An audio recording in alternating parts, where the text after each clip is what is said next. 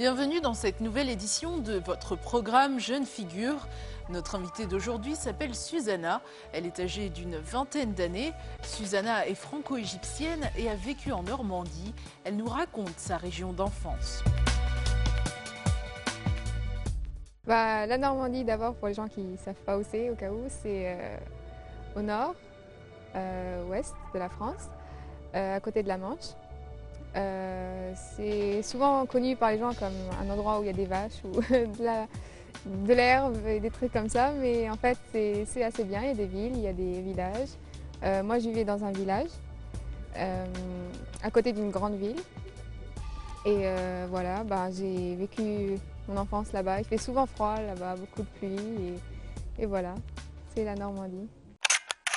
Le village s'appelle Mézidon-Canon, c'est un petit village de 5000 habitants maximum. Tout le monde à peu près connaît tout le monde, c'est vraiment petit. Et en fait, dans les villages en France, il n'y a vraiment pas beaucoup d'activités, enfin quasiment pas d'activités. Pas de shopping, rien, c'est juste des supermarchés, des écoles et des maisons, c'est tout. Et c'est vraiment ennuyant en fait, comparé aux grandes villes où il y a des choses à faire. Et voilà, mais bon, c'était mon enfance, donc c'était bien, c'était tout rose, tout bonbon, et voilà.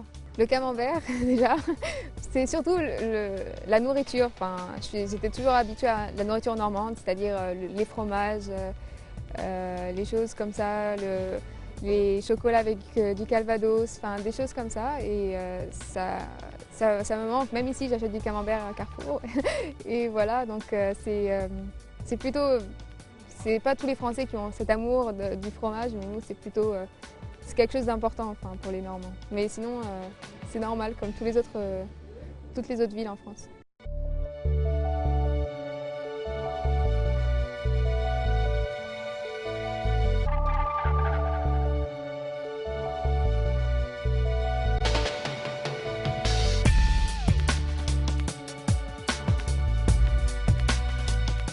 Je suis allée de la maternelle jusqu'à CM1 à CM2, je suis venue en Égypte. Je suis venue un peu en Égypte et après je suis repartie en France jusqu'à la 4e. Et les meilleurs souvenirs que j'ai, c'est quand il y avait de la neige et on allait aller de camp en retard et on se lançait des boules de neige. Et oui, quand il pleuvait, on courait sous la pluie, des choses comme ça, mais c'était vraiment bien. Il y a un professeur qui m'a marqué, c'était mon prof d'anglais. Et ce qui m'a marqué en fait, c'est quand j'ai quitté la France, et ça m'a vraiment marqué, c'est que tout ce qu'il nous avait appris, j'étais la première de la classe en anglais, et j'avais des super bonnes notes et tout, et quand je suis venue en Égypte, je me suis aperçue que tout ce qu'il nous avait raconté, c'était faux, et que beaucoup de choses, c'est bizarre, je me disais en France, les profs sont bien qualifiés, mais en fait, ce qu'ils nous avaient appris, c'était plutôt vraiment de l'anglais de base, et quand je suis venue au lycée ici en Égypte, c'était plutôt américain, ils parlaient tous super bien anglais et moi j'étais là super nulle. C'est ça qui m'a vraiment marqué, la différence en fait de niveau en anglais. Mais ce prof-là, je l'aimais vraiment beaucoup, il était super marrant.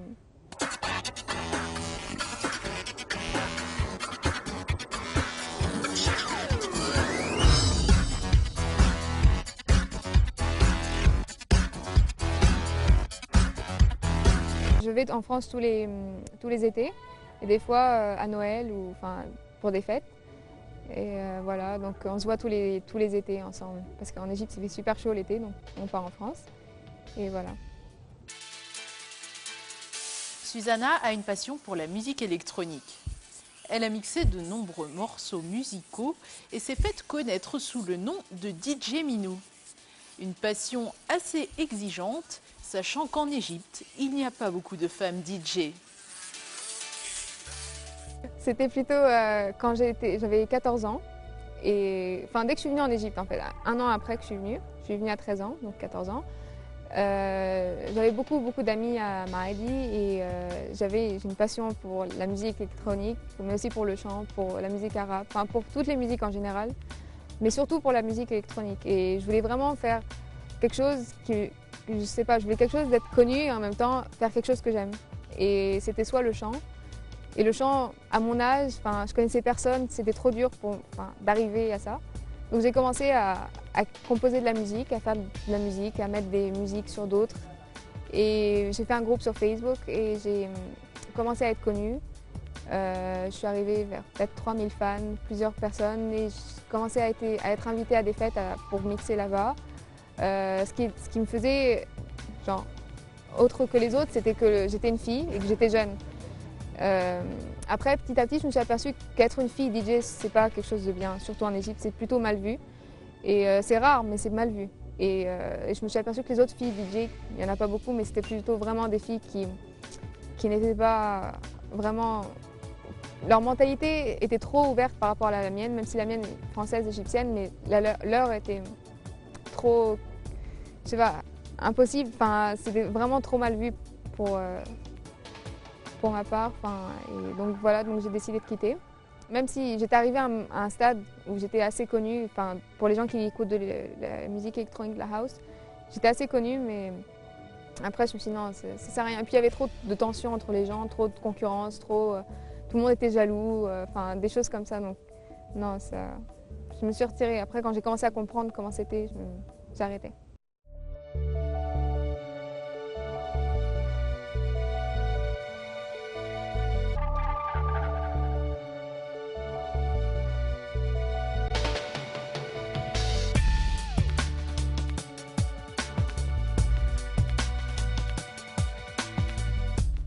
J'ai plus beaucoup de temps avec mes études, mais ça m'arrive des fois.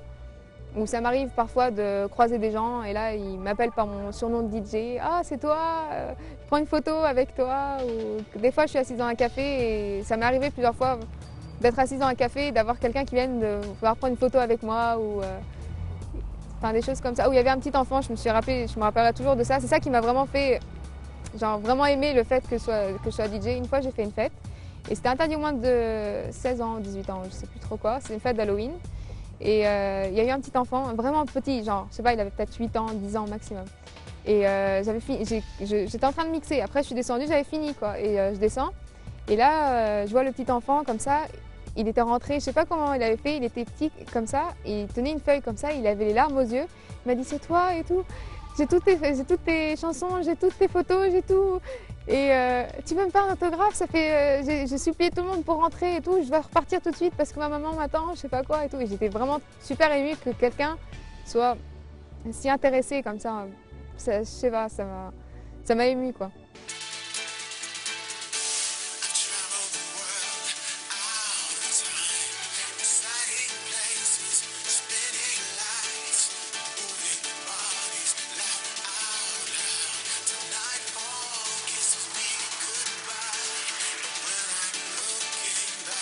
David Vendetta. Je l'admirais beaucoup, enfin j'admire n'importe quel artiste vraiment quand j'ai l'impression qu'il a vraiment du talent ou quelque chose vraiment, fait quelque chose vraiment bien. Lui il était vraiment, je sais pas, c'était waouh comme ça, c'était une apparition, on était tous excités comme ça y est, il arrive et tout. J'aurais bien aimé être un jour peut-être comme ça ou chanteuse ou un truc vraiment que tous les jours, que tout le monde aime ce que je fasse, pas même moi, mais aime au moins ce que je fasse. Mais en Égypte, c'est plutôt mal vu.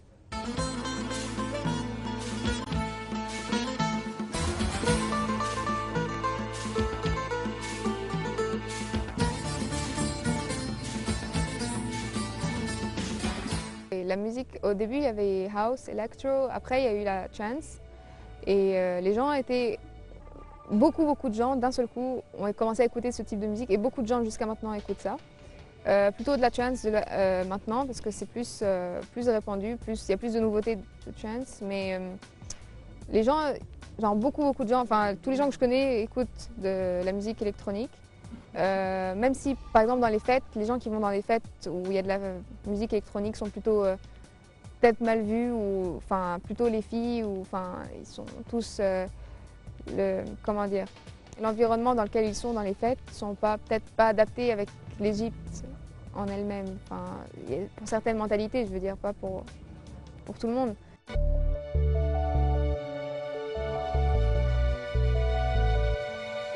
Susanna a vécu en France jusqu'à ses 13 ans. Pour elle et son frère, il a fallu déployer beaucoup d'efforts afin de pouvoir vivre en Égypte et s'adapter aux us et coutumes du pays. Pour mes tantes et mes cousines, elles sont plutôt choquées que je ne suis pas voilée.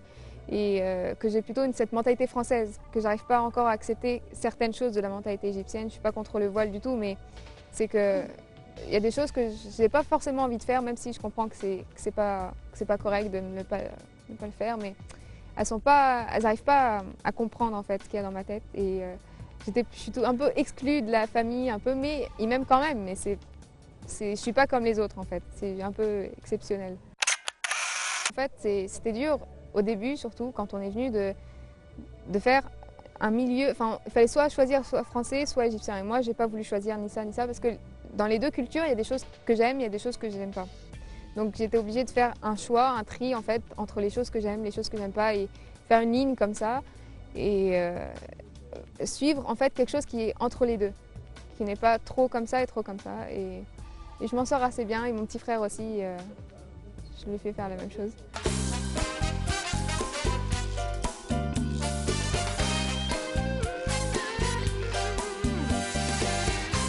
Franchement, je suis contre tous les extrêmes, tous les types d'extrêmes, genre que ce soit extrême musulman ou extrême anti-musulman ou n'importe. Je trouve qu'il ne faut pas mettre tout le monde dans le même panier en fait. Faut pas, c'est pas parce qu'une fille n'est pas voilée que ça y est, c'est quelqu'un de pas bien, ou c'est pas parce que qu'une fille est voilée ou que quelqu'un a une barbe par exemple que c'est un extrémiste tout de suite, ou faut pas mettre comme ça. J'aime pas.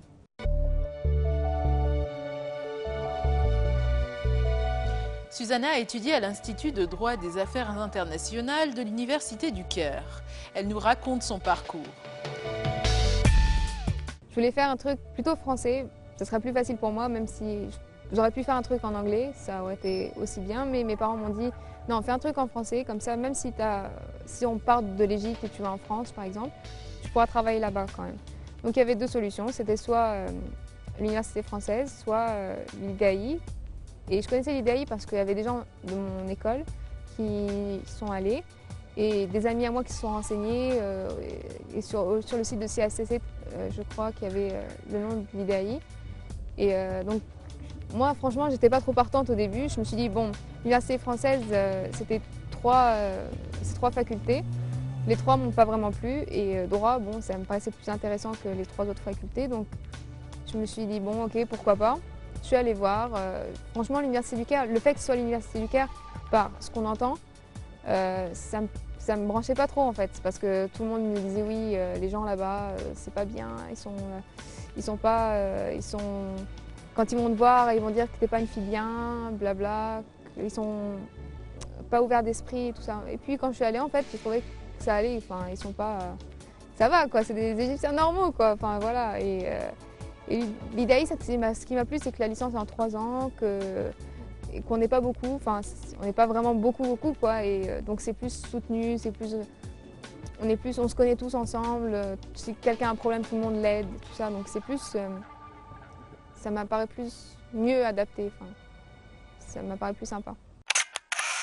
En fait, j'ai pensé, je vais faire un master, je sais pas je pense master 1, master 2, et après je vais faire un doctorat.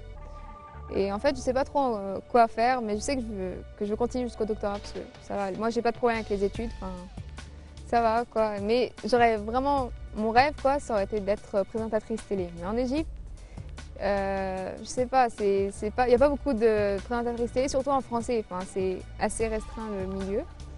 Donc, mais si j'ai la possibilité un jour de présentatrice télé, ça me plairait beaucoup.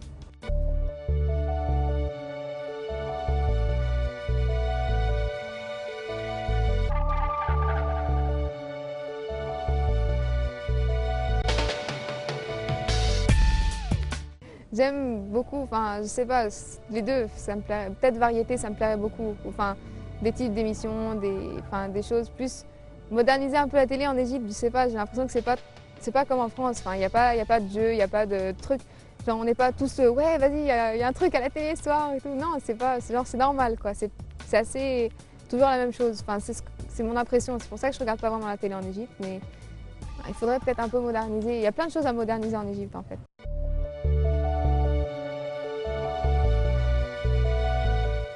Susanna est optimiste quant à l'avenir de son autre pays, l'Égypte. Elle croit en une amélioration de la situation, même si selon elle, cela prendra du temps.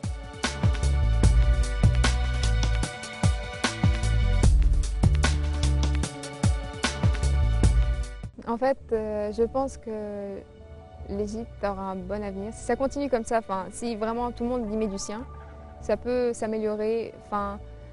Ce que j'aimerais vraiment, c'est que l'Égypte soit un peu comme la France, comme soit un pays où ce soit plus facile de vivre. C'est-à-dire niveau circulation, niveau mentalité, niveau éducation, niveau tolérance, niveau économie, les salaires, l'inégalité entre les gens, c'est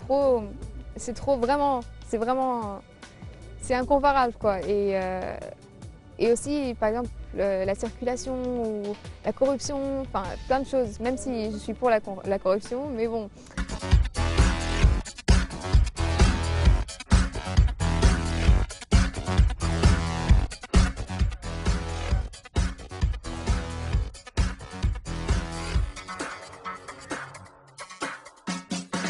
L'Égypte plutôt vraiment moderne, modernisée. Là, ça se modernise l'Égypte. J'ai l'impression que les gens sont vraiment influencés par la culture américaine ou la culture européenne. Et ça s'améliore un peu. Les mentalités sont plus un peu ouvertes, un peu plus éduquées. Ils apprennent beaucoup de choses. Je sais pas, c'est plus américanisé. Mais je sais pas. Je sais pas comment ça va être. Parce que si les extrêmes musulmans prennent le pouvoir, ça aura tout un autre avenir, ça va prendre une autre tournure complètement. Et si c'est plus libéré, ce sera vraiment, je sais pas, je vois un avenir meilleur pour l'Égypte. C'est ça qu'il nous faut, je pense.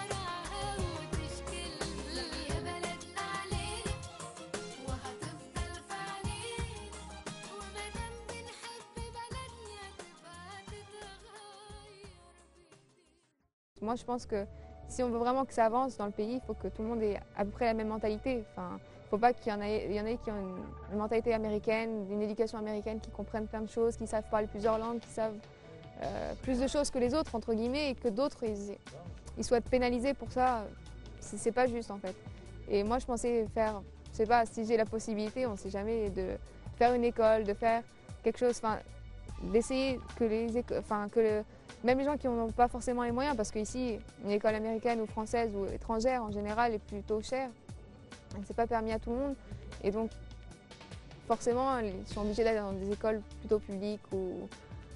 Enfin, à la fin, je sais pas, j'ai l'impression que c'est pas génial leur système éducatif. Et voilà, il faudrait que ce soit plus égal.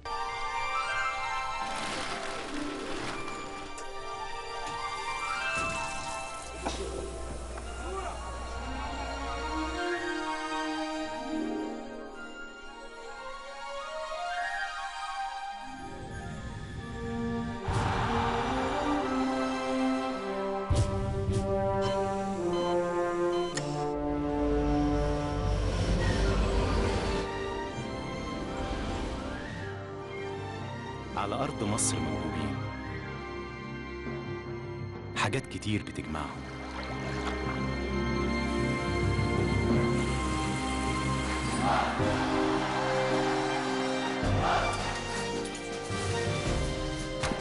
فريق بيزرع، وفريق بيبني ويعمر، وفريق بيعلم، اللي بيقول رأيه بحرية، واللي بيقدم روحه فدا وطنه. فريق بيحمي ويحرس، فريق يفكر ويبدع، فريق يخطط، وفريق بيجهز نفسه لبكره.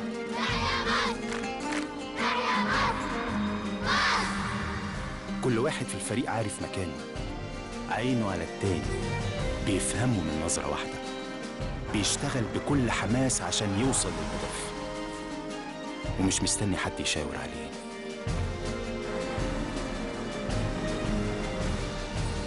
روح الفريق بتجمعنا بالتعاون، الجدية، التركيز على الهدف، وتنفيذ الخطة بعزم ما فينا. كلنا بنكمل بعض.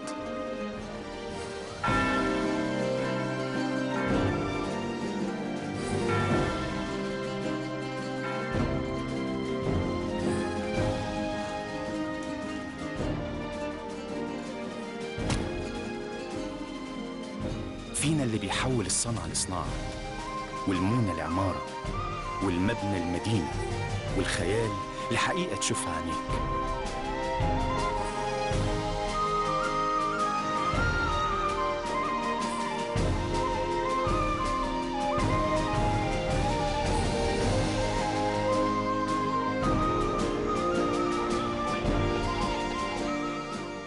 ايدين متشبكين وعينين شايفة بكرة أجمل، ومشوار طويل لازم نمشيه.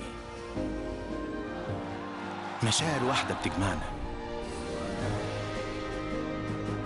كلمة يا رب اللي بنقولها قبل ما نبدأ، والغنوة اللي بنغنيها بعد كل حاجة حلوة بنحققها. الكل ماشي قدام بكل عزيمة وإصرار. هنبدأ من جديد ونكمل اللي حققناه، قلوبنا على بعض، ايدينا في ايدين بعض، هدف واحد بيجمعنا، اننا نبني بلدنا. J'ai une anecdote à propos de la corruption, c'est que la dernière fois j'étais faire une feuille avec un ami qui est policier et il y avait 70 personnes à la file d'attente et moi je suis venue et je devais passer devant tout le monde en fait. C'est ça. Et les gens ils ont commencé à se révolter. C'était après la révolution, les gens ont commencé à se révolter. Non, c'est pas juste. Pourquoi eux ils passent et pas nous? Nous ça fait depuis ce matin qu'on attend, ils viennent, ils prennent la feuille. Non, non, non. Si le policier prend la feuille, nous on lui coupe la main, ils prennent pas la feuille. Non, non, non, je sais pas quoi. Et les gens ils ont commencé vraiment à s'énerver et tout. Donc là je me suis dit bon c'est pas grave, je vais faire la queue comme tout le monde et puis voilà. Mais ça nous a fait descendre de mon petit nuage où ça y est l'Égypte c'est le pays où tu donnes 20 livres, ça y est, c'est fini, t'as le papier. Enfin.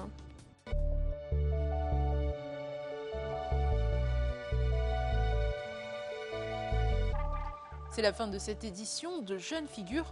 Rendez-vous dans un prochain numéro avec un nouvel invité.